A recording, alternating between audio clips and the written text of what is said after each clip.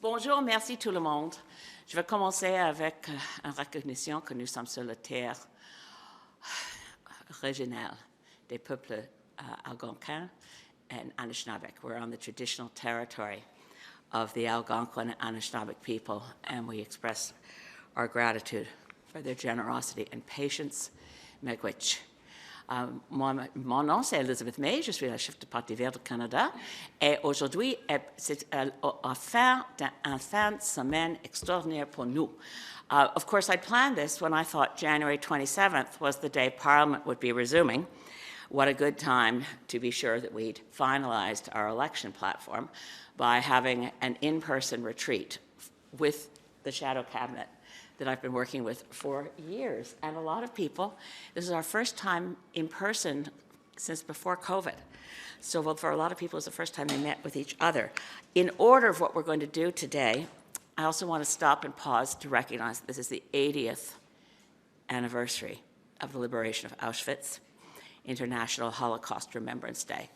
And for all those who still grieve the Shoah, awareness of monstrous genocide should not be forgotten. And when we say never again, we really should mean it. Oh, so January 27th, the day Parliament was supposed to resume, with lots of bills, lots of work to do. We're going to reflect on the work that didn't get done, and Mike Morrice, MP for Kitchener Centre, will present that part of our reflections. But first, I want to introduce someone you don't know at all. She's the nominated candidate for the Green Party of Canada in North Island, Powell River, and she was nominated by the group to sort of be our spokesperson for how the weekend went and what it was like to all be together. Jessica Wag is a lawyer in Comox, BC. Jessica. Thanks, Elizabeth. Good morning, everyone. We are weeks away from the most important election in our nation's history, and our future is on the line. So over the weekend, Green Shadow Cabinet members met from all over the country to identify solutions to the key problems facing Canadians: housing, affordability, the threat of climate change, and our relationship with our southern neighbours.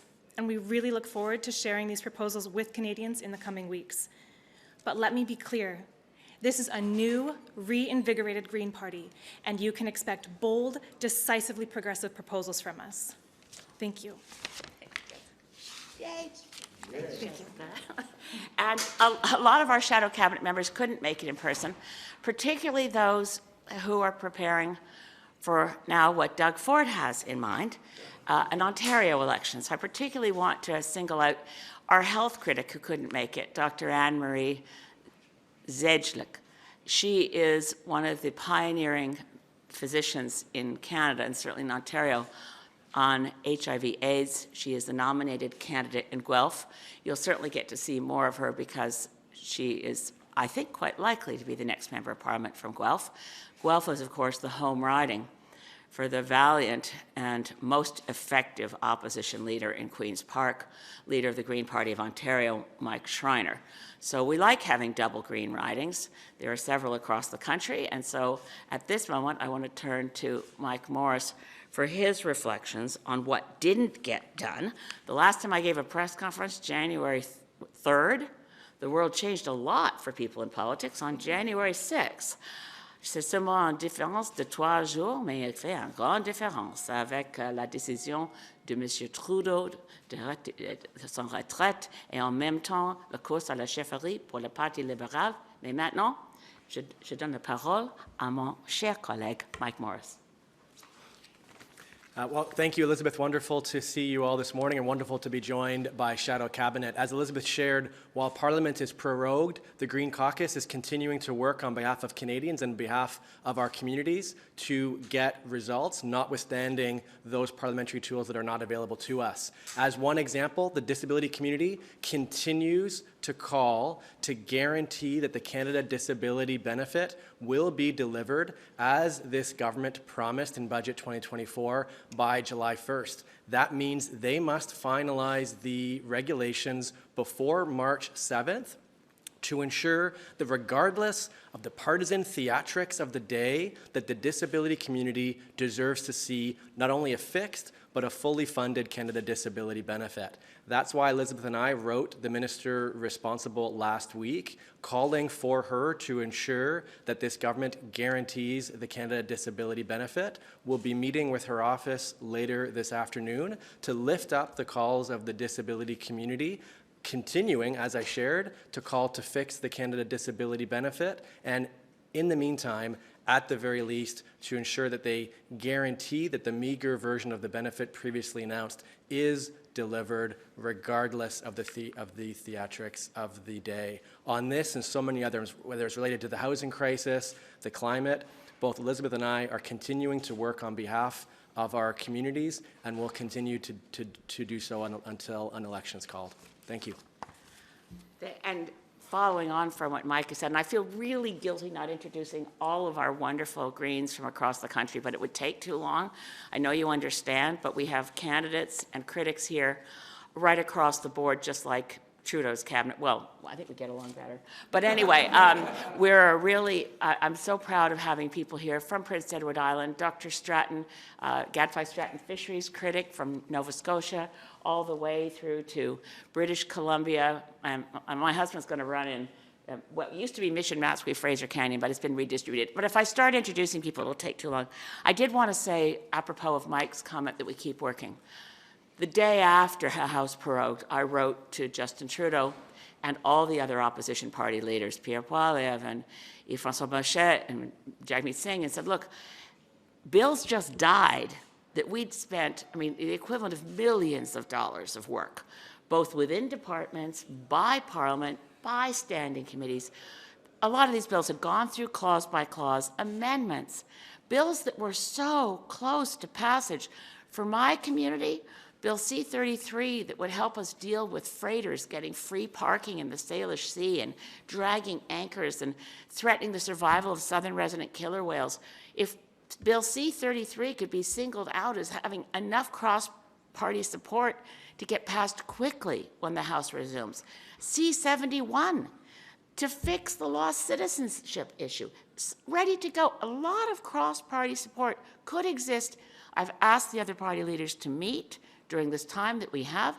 We got to meet on December 3rd to talk about the Trump threat. Well, we should be meeting again. But in any case, no one's answered my letter yet, if anyone was wondering. All of that said, we do have an announcement to make, and you might have noticed, I'm very pleased to be joined once again. Et je donne la parole à mon cher collègue et ami, Jonathan Pedneault, un candidate au Québec, Parti vert du Canada. Jonathan. Bravo.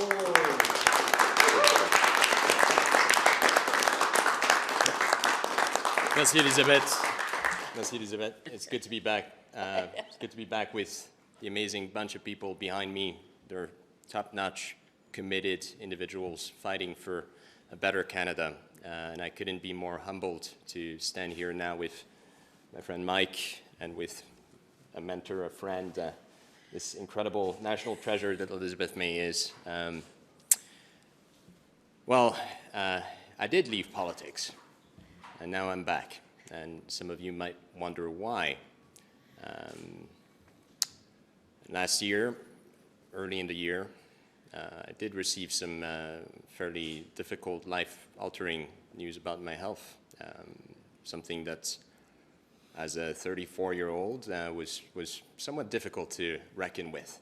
And even though I tried to keep going, at some point it became very clear to me that I needed to take a bit of a step back and reflect about my place, not only in the world and in politics, but also about how I could be slightly kinder to myself after 14, 15 years in conflict areas, some fairly difficult work. And so I took a step back. I needed that to reflect. In the fall of last year, I was lucky enough to be prompted, thrown back into the work that I did for many, many years in conflict areas, work that then led me in the fall and the winter of 2024 in places like Georgia and Syria, two places where people are fighting and have been fighting for democracy and freedom, two values that I think we oftentimes take for granted as Canadians, to core treasures that our founding fathers and mothers have been building in this country, to values that are now under threat. And that, of course, was with every single time passed in those places, always a bit of a reckoning about whether I was actually in the right place. Now, of course, the tragic, in fact, despicable election south of the border of a president that is assuaging fascism and creating right south of the border a threat to our way of living, to our values, meant that I simply couldn't stand on the sidelines anymore. The situation we're in is a situation I've seen many other peoples throughout the planet, from Venezuela to Cuba to Ukraine and other countries that are far less privileged or have been far less privileged than Canada has been. Those are situations that I'm well accustomed with, situations where populist leaders or threats from outside start to grow, and where independence, our way of life, comes under threat. These are difficult times to reckon with. And with 14 years spent in conflict areas, I thought that here was something that I could bring back to politics. As someone who's been to the front lines, as someone who's spent time speaking with people tortured, with mothers having lost their children, I do know what that reality looks like in practice, and it is one that we will, as Greens, do everything in our power to avoid.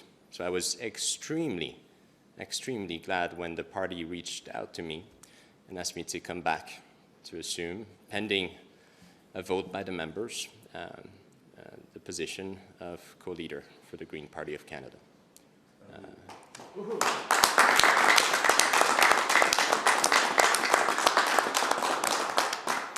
It's not a decision I take lightly, but the time's call on all of us to really stand up for Canada. And this is a responsibility that I will be assuming humbly, alongside every other Green throughout Canada, fighting to make sure that we protect the country, that we protect the people, and that we protect nature.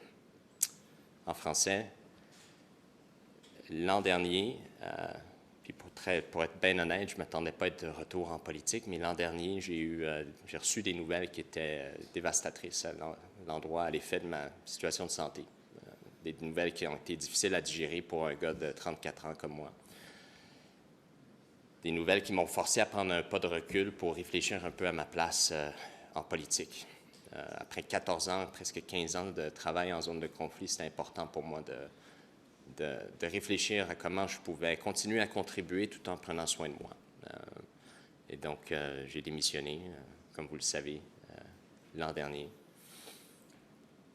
Et ma situation de santé s'est améliorée. Ça m'a permis de retourner travailler. J'ai eu cette chance, cette opportunité qui m'a été offerte de continuer à travailler dans d'autres zones de conflit. Ça m'a amené en Géorgie notamment et en Syrie récemment.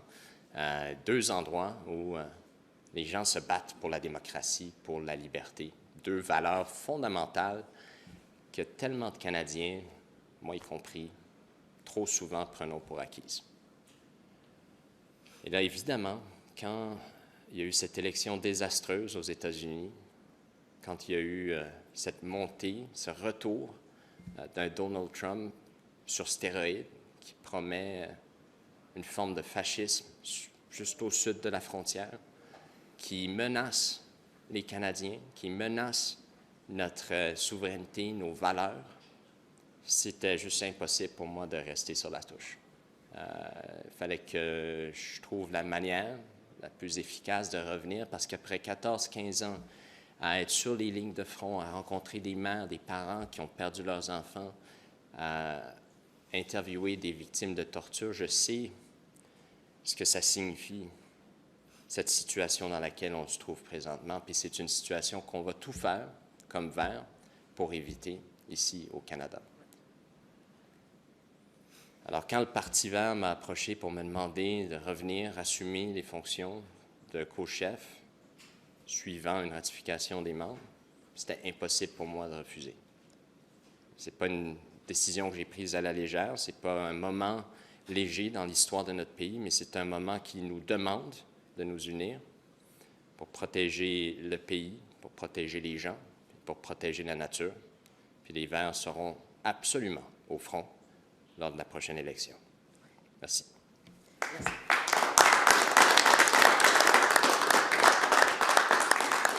Et maintenant, nous sommes disponibles pour les questions en anglais ou en français. S'il vous plaît, identifiez la personne qui, si vous voulez quelqu'un seul qui va répondre ou sans direction.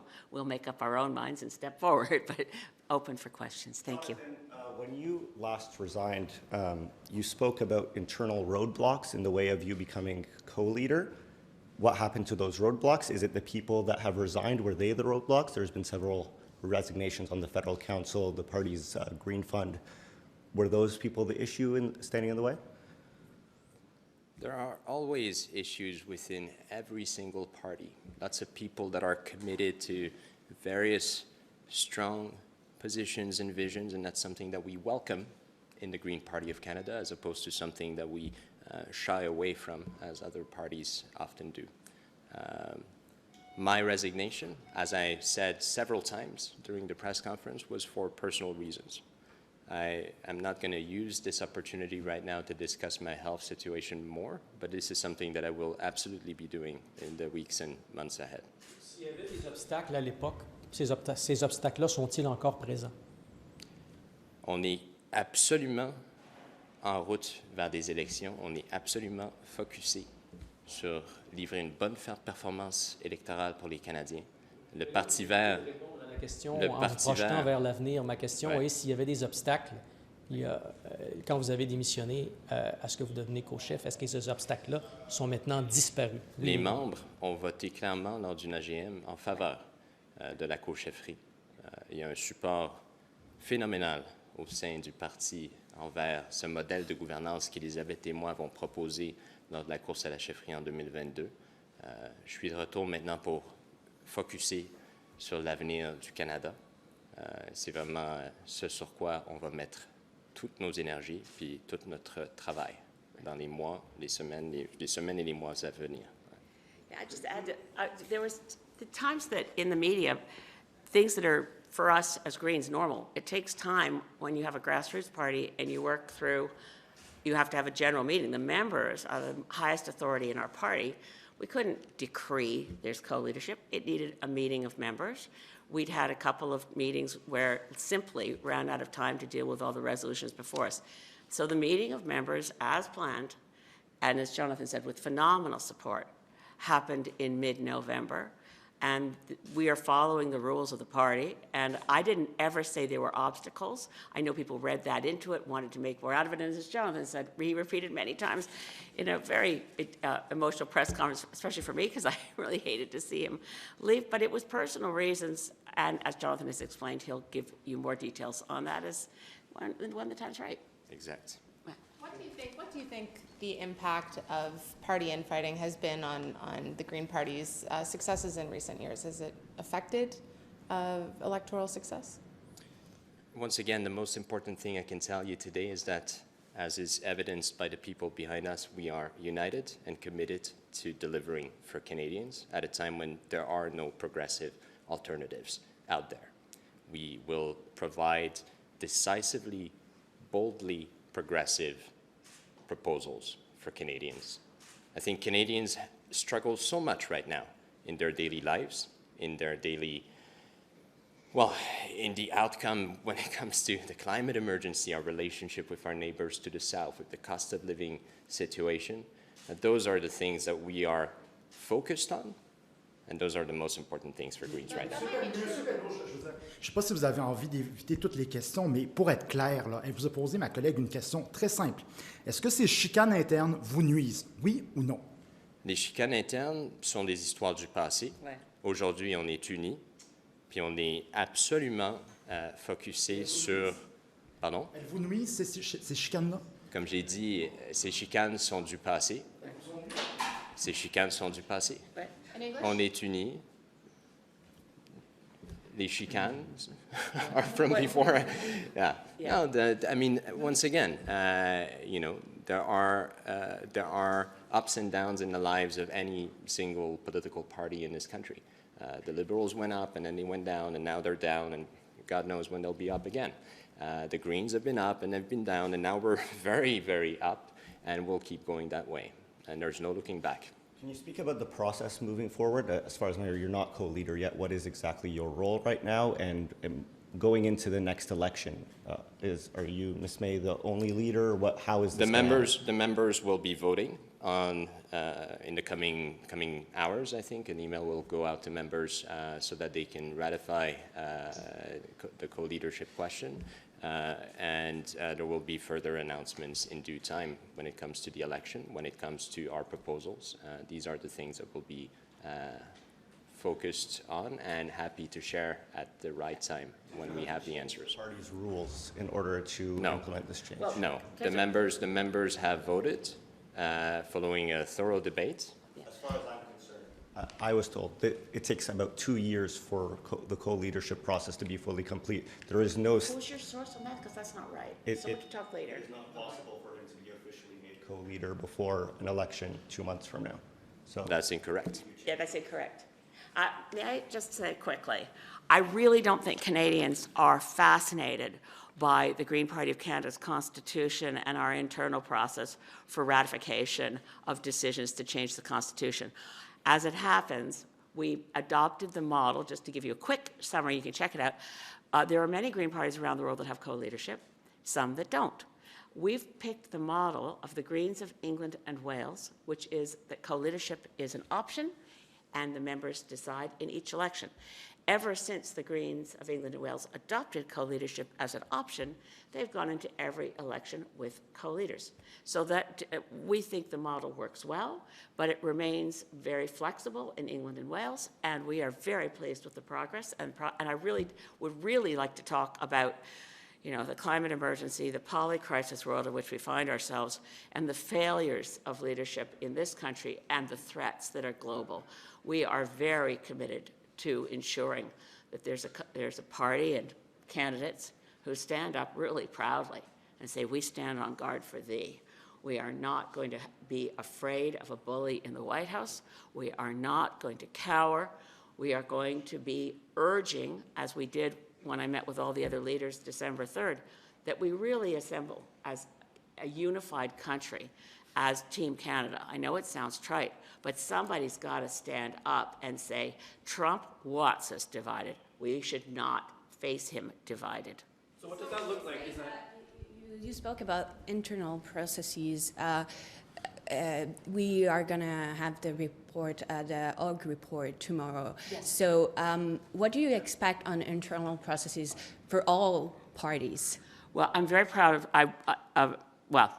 I'm proud of the fact that the Green Party witnesses to the Hogue Inquiry helped the Commission understand some real politics. Like some of the initial ideas that were being floated were that parties should announce how many votes it took to win a nomination contest. And some of the people who actually testified, Robin Marty, who's here, who's our Director of Mobilizing, testified to the Commission and said, look, if you do that, you're just telling foreign state actors who may have malicious intent exactly how many people they need to bus in to swamp a nomination race. So we provided good advice to the Hogue Inquiry. I am disappointed, and I want to say this really clearly. I completely agree with Charlie Angus's complaints to Elections Canada. What are we going to do about Elon Musk and the efforts of social media oligarchs? Let's face it, at Trump's inauguration, billionaire oligarchs were on full display. We had Mark Zuckerberg, and we had Elon Musk. I appealed to the Hogue Inquiry when it was first being established to have intervener status to pursue the question of corporate foreign actors, non-state actors, corporations interfering in domestic affairs. And I'm afraid the Hogue Commission, and there were a number of others, by the way, who tried to get intervener status in the Commission to pursue the question of non-state actors, in other words, foreign corporations, whether big oil or the the digital giants out there that are menacing our journalism. In any case, I was denied intervener status. I will be going first thing tomorrow for the lockup, and I'll have comments afterwards. As you know, I did obtain top secret security clearance. I still am baffled that Mr. Poilievre is refusing to even apply for it. But in any case, I certainly hope whoever wins Liberal leadership will immediately ensure that Canadians know that they've gone through a review of whether they are compromised in any way, and ask Mr. Poilievre why he doesn't do the same. Can you just help me understand? So this vote today that happens, then he's co-leader? Well, it's not today. Okay. Today, all members are notified. You can't. We have thousands of members, and we like to give them an opportunity to actually have a ballot, consider it, then they have to vote. So the mechanics of it are we have required in our Constitution when the members assembled make a constitutional change, which they did at the special general meeting in November, that requires a ratification vote. The platform on which Jonathan and I ran back in 2022 and on which I was elected as leader, with Jonathan as my deputy, with this process that has taken a while, but that's what happens, to get the members assembled to consider a constitutional change to allow co-leadership. That has to be ratified. That will be ratified in, membership is very supportive. I don't want to presume what our members will decide because we're a grassroots Democratic Party. They will have the opportunity to support us as co-leaders while they also ratify what the members already decided in our general meeting. It's not really complicated, but the members will all be sent a ballot and they will all have their voices heard. So will there be a specific vote on whether Mr. Pedneault should be co-leader, or will he be made co-leader just off of the mandate that you have from several years ago? All members vote. The Green Party is a democratic grassroots party. We're the only party where members decide policy. We're the only party where the members, like the members of the Liberal Party, passed in their convention that they wanted a citizens' assembly on electoral reform. And then the party leadership said, well, that's not binding.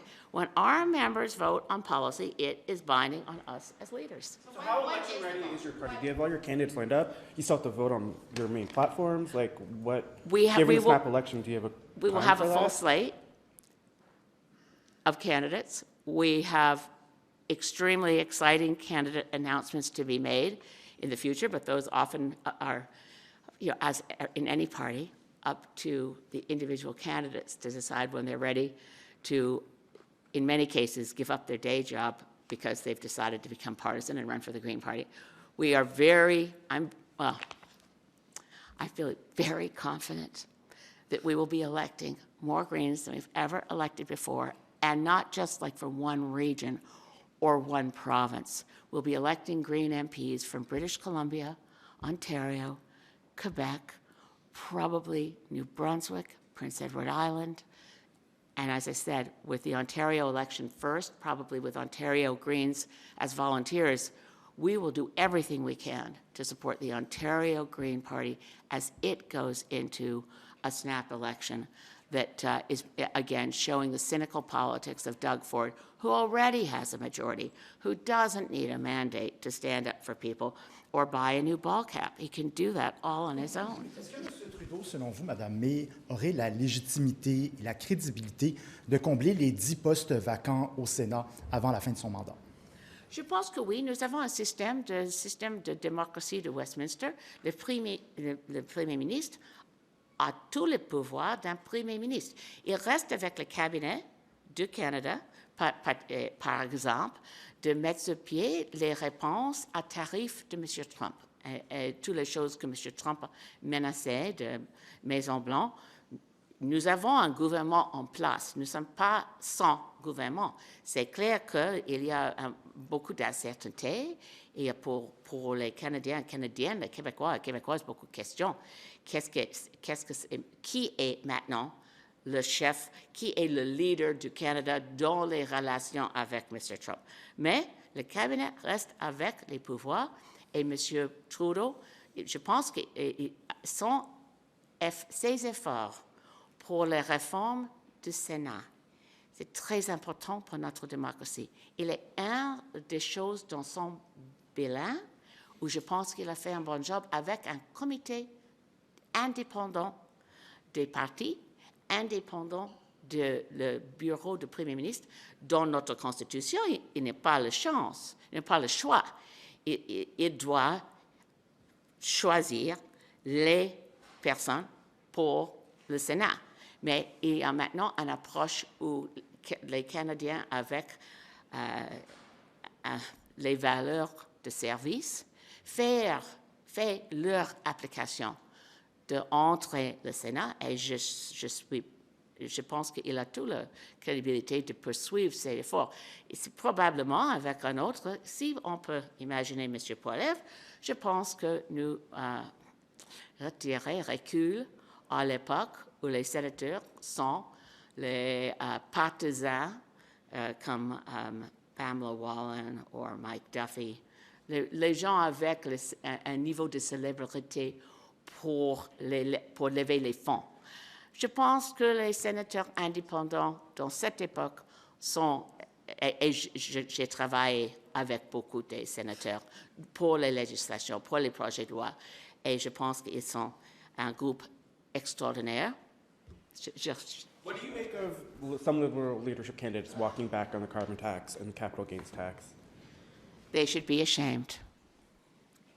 And more than that, these are the people who say they'll stand up to Trump when they backtrack in the face of money thrown by the Conservative Party in attacking them. These are the people the Liberal Party wants us to think they'll actually stand up for Canadians when they can't even stand up for their own values and policies. En français, ça? Pouvez-vous nous le répéter en français? Ça, c'est les gens qui veulent nous faire croire qu'ils vont se tenir debout devant le président Trump quand ils ne sont même pas capables de se tenir droit dans leurs bottes pour défendre leur propre politique puis leur propre projet. Je pense qu'on a une question de leadership ici. Under the Canada Elections Act, there can only be one person representing the party as the leader. Who's it going to be? Can I just say? We actually dealt with this really in detail in the platform that Jonathan and I ran on.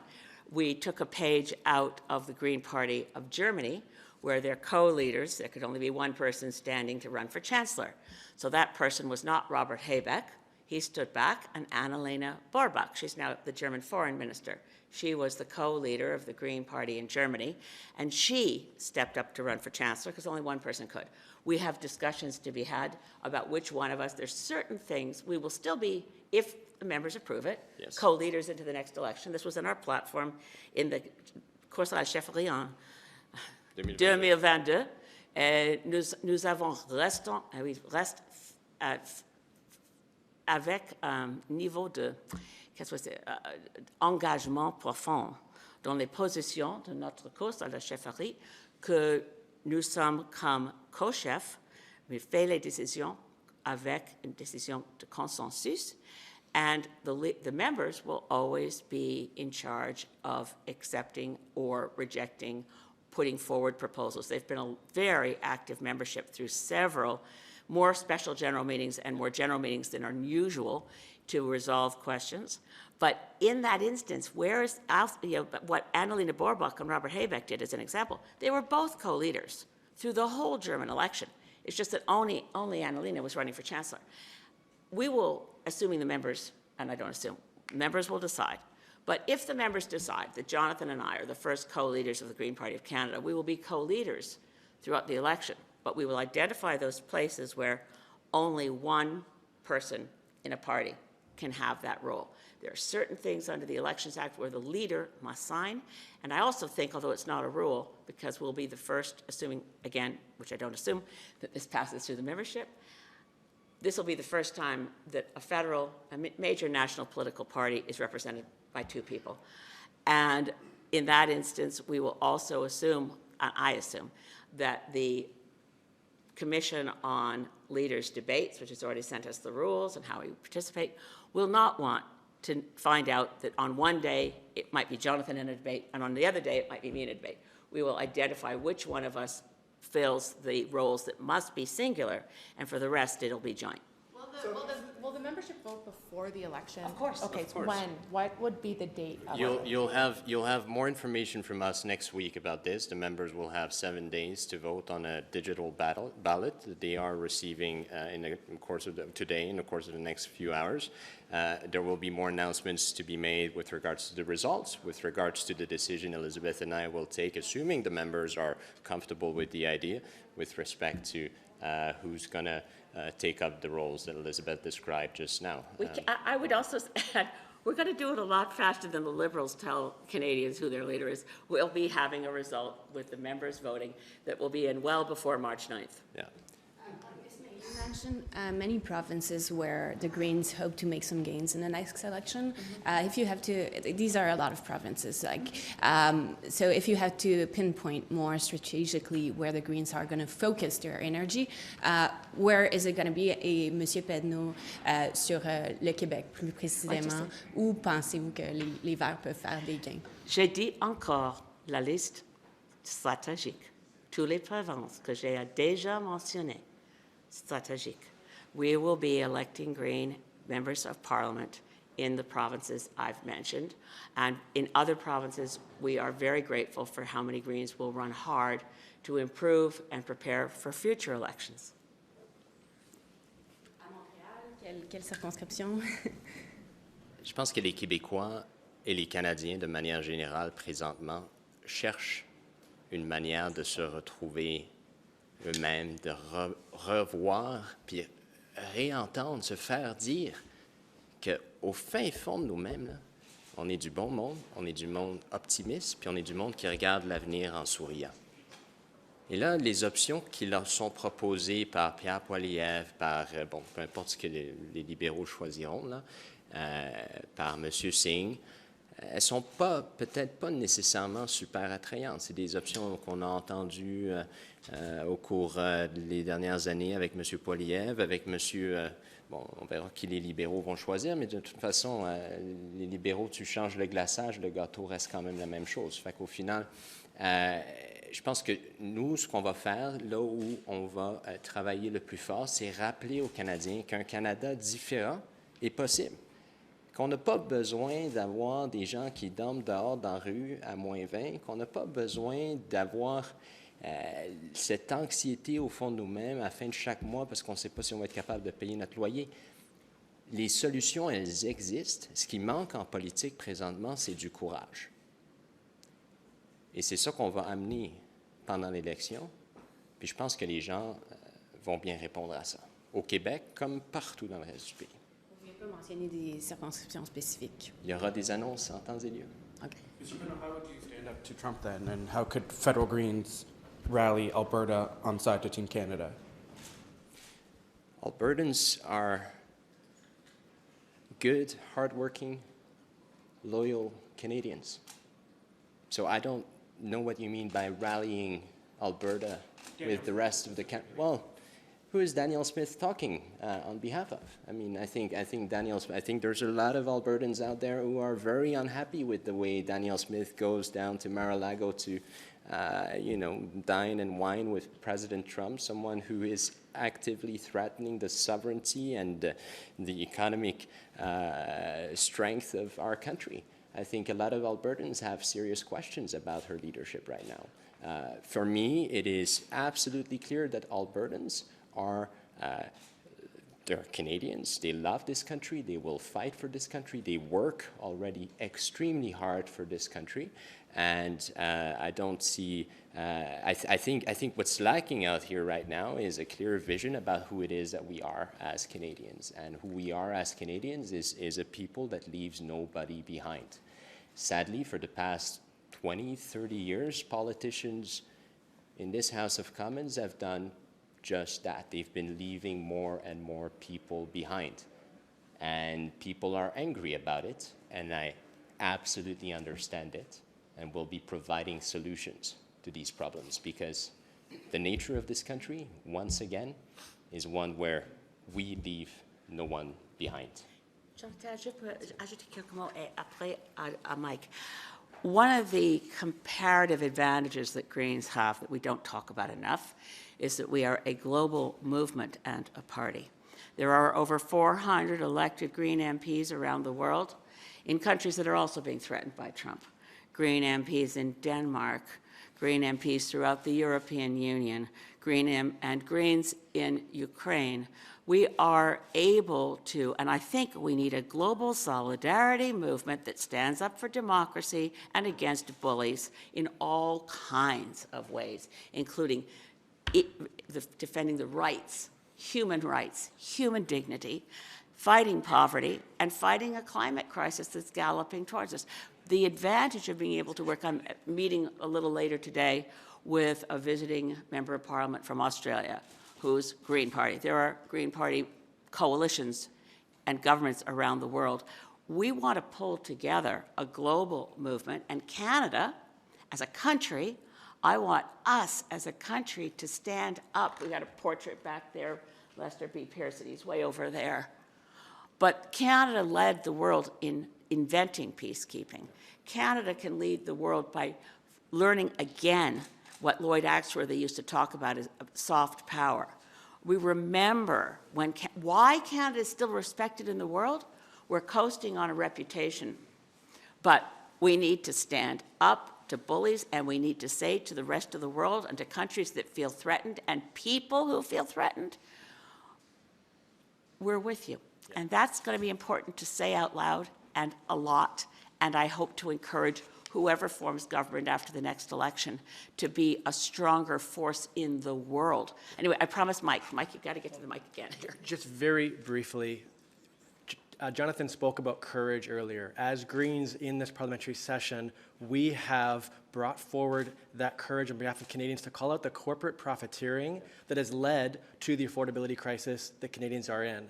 And it may be the case that we may be the only party left who will continue to call out the fact that while the carbon price went up 2 cents a litre, it was the gouging of the oil and gas industry that went 18 cents a litre, from 26 up to 42 in 2002. And we will continue to call for measures like the UK has long had to have a windfall profit tax to return that excess profiteering to the pockets of Canadians who need it the most. Can you actually speak to what specific responses you'd like to see, whether through retaliatory tariffs or non-tariff responses? Is there anything specific you want to see included? Well, one thing I think doesn't help is when individual leaders, whether provincial premiers or opposition party leaders, freelance on what Canada's position is. I want to be part of an effort, but I would say that we support the dollar-for-dollar retaliatory tariff approach that's extremely targeted to try to protect Canada's economy. I also say that I'm planning to go to Washington and hope to meet with as many congressmen and senators as I can on February 6th at the invitation of a national institution in the United States called National Prayer Breakfast.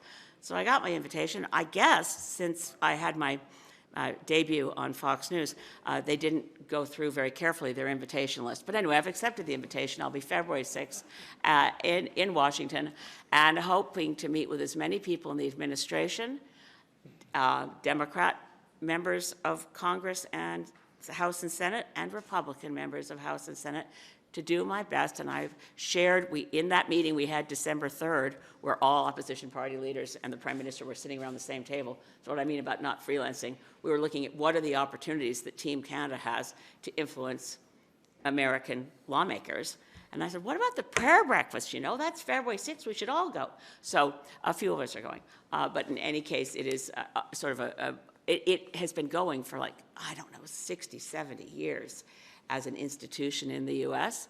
And I want to do my very best to make sure that everyone I run into knows that Canadians are the best friends and neighbors Americans could ever hope to have. And for those who are feeling scared where you're living in the U.S. right now, consider moving here. Thank you. Thank you. Thank you. Thank you.